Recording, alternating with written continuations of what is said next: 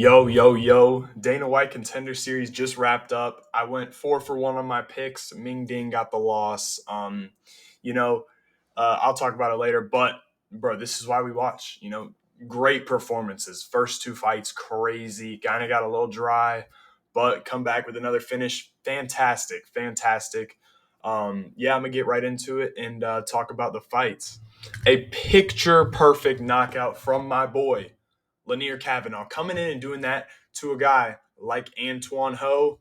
And man, I called this. I said Lanier Kavanaugh is the best prospect in this year's season of Dana White Contender Series. Him and Kevin Vallejos are the best. They're the best. Those two are at the top for me.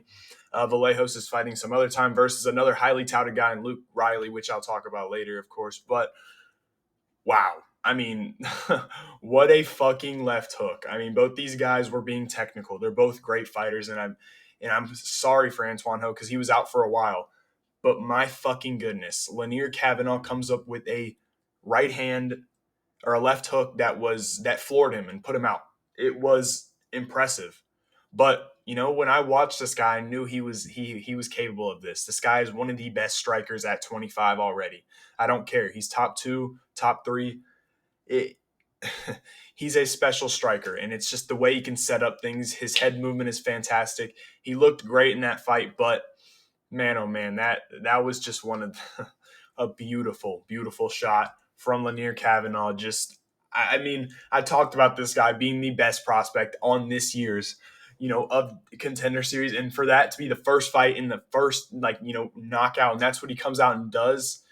I just, I have an eye for talent. I mean, this guy was highly touted, of course, but not like that. Nobody really expected that. They were like, Lanier, we'll beat him by a decision. I was like, this guy is different, man. I did pick him by a decision, but Antoine Ho never been knocked out, never been finished at all. So he put him out cold. It was a brutal left hook, and this guy is a problem for anybody on the feet. I don't care. He is so technical. He hits, I didn't know he hit that hard. He hits hard as fuck because that was crazy.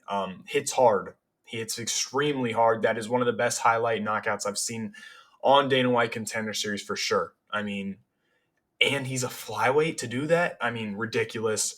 Fantastic win for Lanier Kavanaugh. Man, I'm so excited to see what this guy can do, and I'm definitely a huge fan of him. I was before, and now, I absolutely am a fan of Lanier Kavanaugh. Let's move on. Another great fight we had, Jose Delgado versus Ernie Juarez. I did pick Jose Delgado by a round two KO. He gets the KO in round two. So right on with my prediction. Ernie was able to survive the first, but automatically you could tell he was outskilled. And similar, to the main event, whatever that dude's name was outskilled. Wes Schultz outskilled.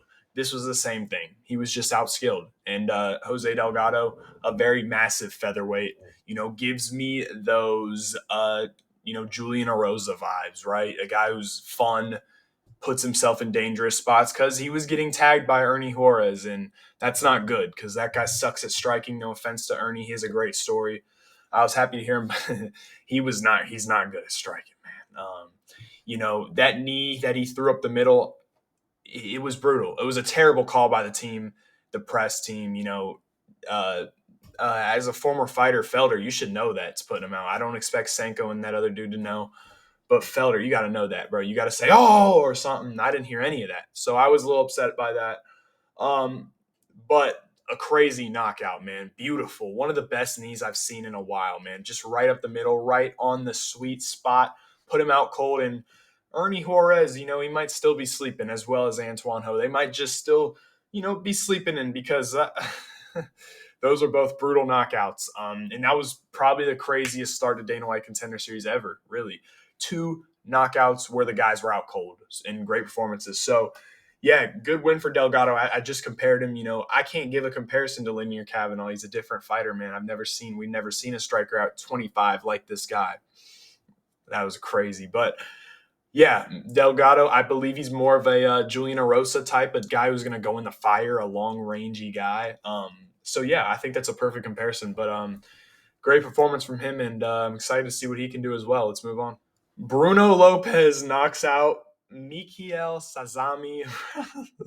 This was a funny one, man.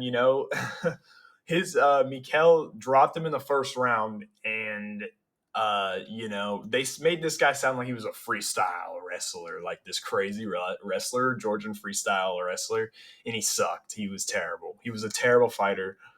It was hard to find film. You got to go to the black market to find film on this guy. I mean, seriously, it's hard to find shit about him, but he sucks.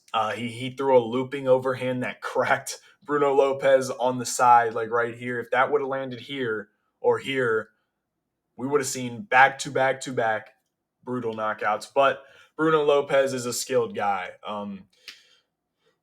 He didn't look great at all. I actually put a little two-leg parlay Lanier Kavanaugh and Bruno Lopez to get it done, and both of them did.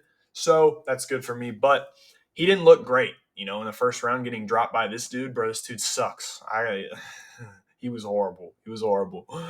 With that being said, but there were some bright moments for him. He'd throw knees right up the middle that were beautiful, and he had a couple of those and softened up the body, and then the next thing you know, he two to the body, and the guy was like made a weird face, and he looked like, bro, for a second, he looked like Magomed Ankalaev. It was so funny. Oh my gosh, that shit was hilarious. Though the face he made. But anyways, good win for Bruno Lopez. I'm hoping he gets the contract. Obviously, I'm making this video right now, right after the Wes Schultz and Abdul fight. So I don't know as of right now. I will know.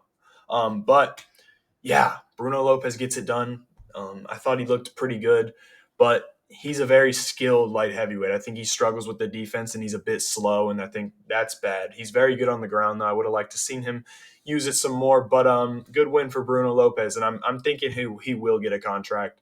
So let's move on. Rami Ahmed versus Ming Ding, and Ming Ding comes out with the loss. I watched Rami, and when I watched Rami, I didn't think he was as fast as he was because he looked extremely fast in there. And I watched him. Like I said, he didn't look as fast to me. I don't know what it was, but he had a great performance. Looked great. Ming Ding could have won that fight, but he was kicking him in the nuts and telling him to come to the middle. And hey, I don't know how they do it over there in China, Ming Ding, but not everybody has to fight like a fucking idiot, okay? So respect Rami Hamid. It was a decent performance. I don't think he will get a contract. Maybe they'll call him for a replacement, but I don't think originally he'll get one because it seems to me that, you already got, five guys or four other guys that got a finish, and he didn't get a finish. So I don't think he'll get one. And it was a close decision with the point taken away from Ming Ding. So, I don't think he'll get it.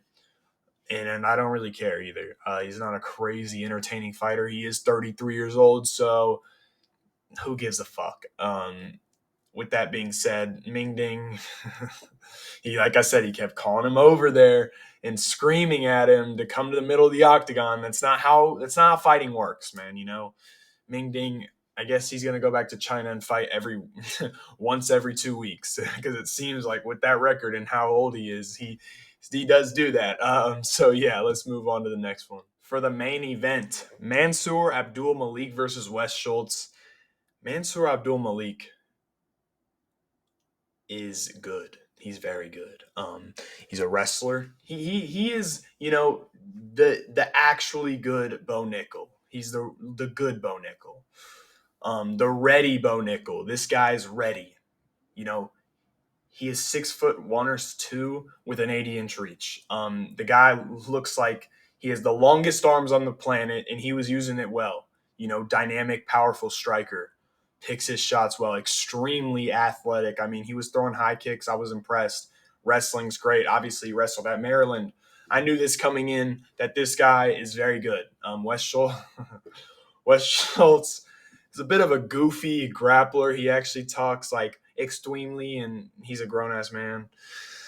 But no, Wes Schultz isn't. He's not bad, but Mansour Abdul Malik is fucking good. He is, the good Bo Nickel, the ready Bo Nickel. I think Bo's great, but this guy is ready to go. He's ready to go. He's 6-0, trains at Extreme Couture. He looked fantastic.